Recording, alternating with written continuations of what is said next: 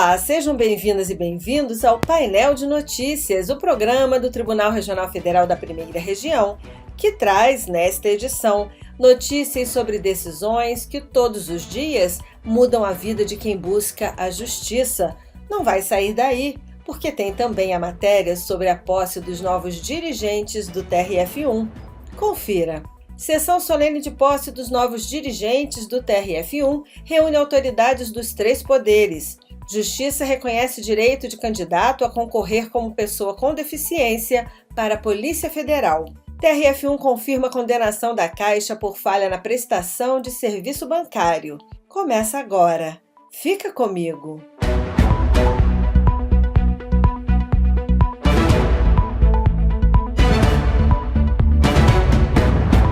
O Tribunal Regional Federal da Primeira Região empossou em 23 de abril os magistrados que irão administrar a Corte entre 2026 e 2028. É a segunda vez, desde sua criação, que o tribunal estará sob a liderança de uma mulher. Acompanhe com William Nascimento. O Tribunal Regional Federal da Primeira Região empossou na manhã desta quinta-feira, dia 23, os magistrados que irão administrar a Corte nos próximos 2 anos. A presidência do TRF1 ficará a cargo da desembargadora federal Maria do Carmo Cardoso. Ela terá ao seu lado o desembargador federal César Jatahy no cargo de vice-presidente. Já o desembargador federal Jamil Rosa de Jesus Oliveira será o novo corregedor regional da Justiça Federal da Primeira Região. Essa será a segunda vez que o tribunal será comandado, desde 1989, por uma mulher. Maria do Carmo Cardoso ingressou no tribunal em 2001, na vaga destinada ao 5º Constitucional, a membros da advocacia, ministros do Superior Tribunal de Justiça, do Supremo Tribunal Federal, além de membros do Ministério Público Federal, da Ordem dos Advogados do Brasil e da Advocacia Geral da União, prestigiaram a solenidade de posse da nova diretoria do TRF1. A presidente do TRF1, Maria do Carmo Cardoso, falou sobre os desafios para o novo cargo. Quero colocar esse tribunal no pódio, né? Logicamente, ele já vem sendo criado pelas outras gestões. Cada um colocou um tijolinho aqui, eu quero colocar o meu. E pretendo realmente assim dar a ênfase que eu quero dar. Eu digo que eu vou fazer como eu fiz na corregedoria, né? Quero fazer, né? O vice-presidente César Jatahy destacou a grandiosidade do tribunal. É uma honra muito grande, né, tomar posse no cargo de vice-presidente deste imenso Tribunal Regional Federal da Primeira Região, que responde por 73% do território nacional, tem jurisdição em 73%, né? Daí dá para ter a ideia da imensidão que é esse tribunal.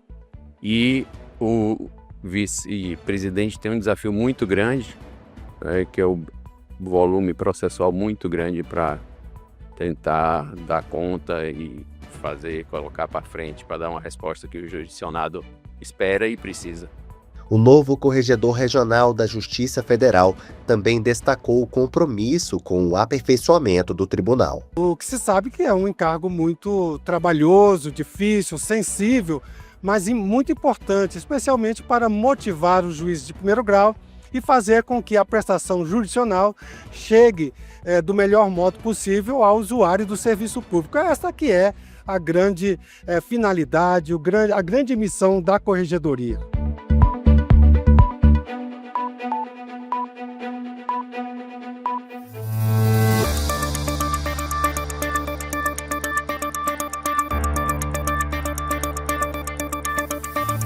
O Tribunal Regional Federal da Primeira Região garantiu a um professor da Universidade de Brasília o direito de ser reintegrado aos quadros da instituição. Ele havia sido exonerado após o fim do estágio probatório.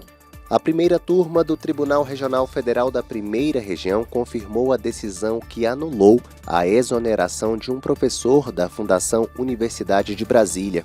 Ele havia sido desligado por suposta inabilitação no estágio probatório, mas a Justiça entendeu que a medida foi irregular e determinou sua reintegração ao cargo, além do pagamento dos salários retroativos. Segundo o relator do caso, desembargador federal Moraes da Rocha, o professor tomou posse em janeiro de 2019 e só foi exonerado em fevereiro de 2022, quando já havia completado os 3 anos de efetivo exercício exigidos para adquirir estabilidade no serviço público. Com isso, a exoneração não poderia ocorrer sem a abertura de um processo formal e regular. O tribunal também identificou falhas na avaliação de desempenho do servidor.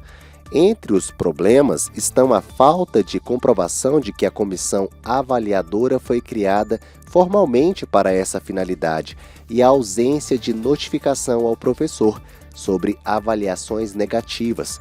Além disso, não houve garantia de contraditório e ampla defesa durante o processo.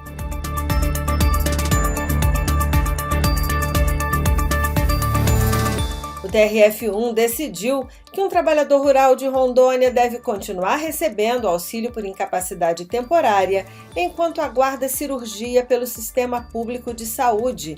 A Corte entendeu que não é possível prever a recuperação quando o tratamento ainda não foi realizado.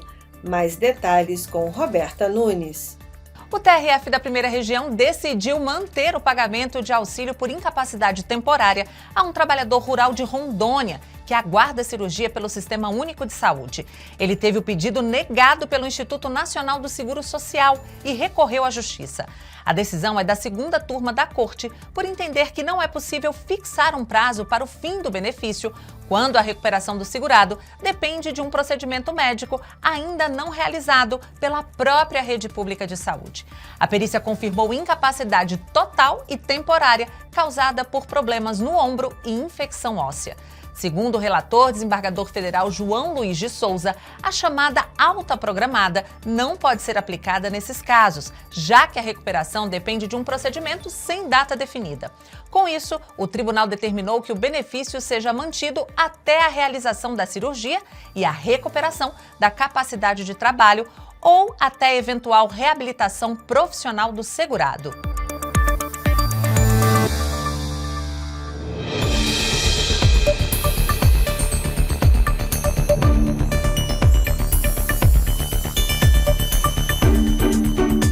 O Tribunal Regional Federal da Primeira Região reconheceu o direito de um candidato de concorrer como pessoa com deficiência em concurso da Polícia Federal. A 11ª turma do TRF da Primeira Região decidiu manter o direito de um candidato a concorrer às vagas destinadas a pessoas com deficiência no concurso para agente da Polícia Federal.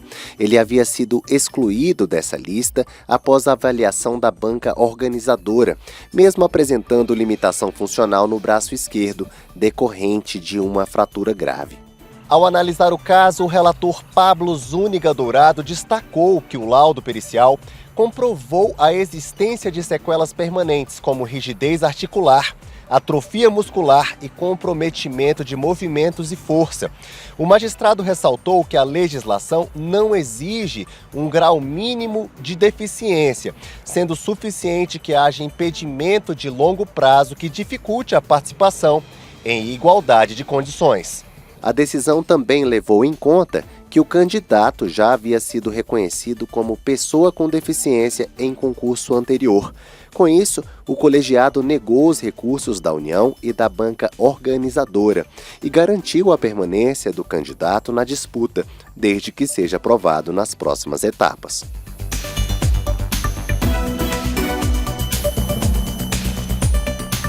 O TRF da Primeira Região decidiu manter a condenação da Caixa Econômica Federal por falha na prestação de serviço bancário.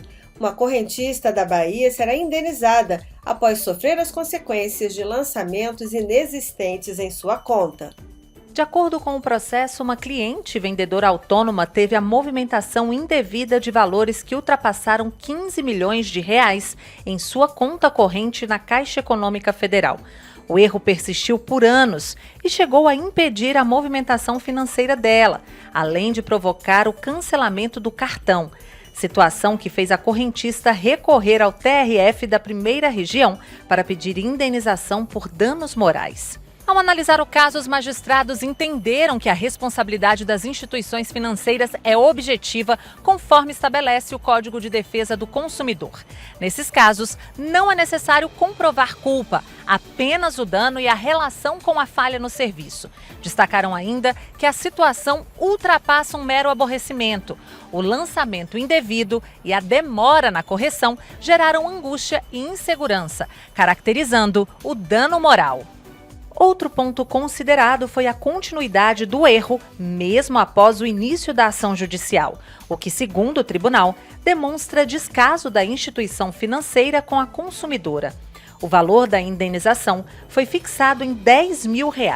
Para o colegiado, a quantia é proporcional ao dano sofrido e também tem caráter pedagógico, para evitar que situações semelhantes se repitam. Decisões como essa reforçam o dever das instituições financeiras de garantirem segurança e precisão nas operações. Quando isso não acontece, o consumidor pode recorrer à justiça para assegurar seus direitos.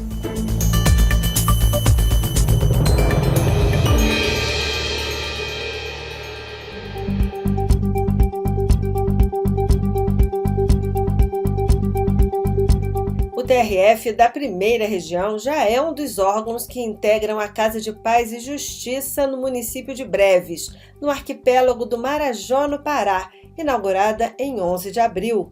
Confira com Roberta Nunes. No Pará, a Justiça Federal da Primeira Região passou a integrar a nova Casa de Paz e Justiça, inaugurada no município de Breves, no arquipélago do Marajó. A iniciativa reúne diferentes órgãos do Judiciário para ampliar o acesso à justiça, principalmente para comunidades ribeirinhas da região. O espaço funciona por meio de um acordo entre o TRF1, o Tribunal de Justiça do Estado do Pará, o Tribunal Regional do Trabalho da 8ª Região, o Tribunal Regional Eleitoral do Pará e a Prefeitura de Breves. A Casa de Paz e Justiça vai oferecer serviços gratuitos como conciliação, mediação de conflitos e orientação jurídica. A proposta é resolver questões como divórcios, pensão alimentícia, dívidas e conflitos de vizinhança de forma rápida, além de promover ações voltadas à garantia da cidadania.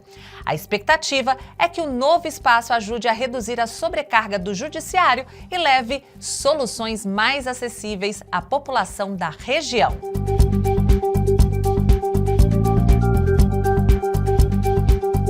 O TRF1 confirmou a decisão que estabeleceu o prazo de 1 ano para que o Instituto Nacional de Colonização e Reforma Agrária conclua a regularização de terras quilombolas no interior da Bahia. A Justiça Federal determinou um prazo de até 1 ano para que o Instituto Nacional de Colonização e Reforma Agrária, o INCRA, conclua o processo de regularização de terras de 3 comunidades quilombolas no interior da Bahia. A decisão, que prevê multa diária de R$ 500 em caso de descumprimento, foi mantida pela 11ª Turma do Tribunal Regional Federal da Primeira Região. A ação proposta pelo Ministério Público Federal apontou demora excessiva no processo iniciado em 2008 para reconhecer e titular as terras das comunidades de Ribeirão do Paneleiro, Batalha e Lagoa do Arroz. Para o tribunal, houve omissão do poder público, já que não basta iniciar o procedimento, é necessário concluí-lo em prazo razoável. Pela decisão unânime, dificuldades administrativas não justificam a demora, especialmente quando estão em jogo direitos fundamentais ligados à dignidade e à identidade cultural de comunidades originárias. Foram mantidos o prazo de 1 ano e a multa, considerado adequados para garantir o cumprimento da medida.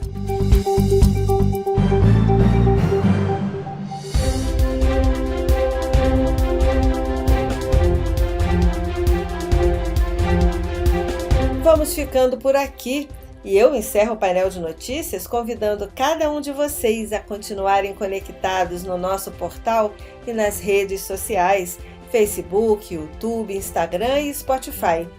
E nosso encontro fica marcado para a próxima semana. Tchau!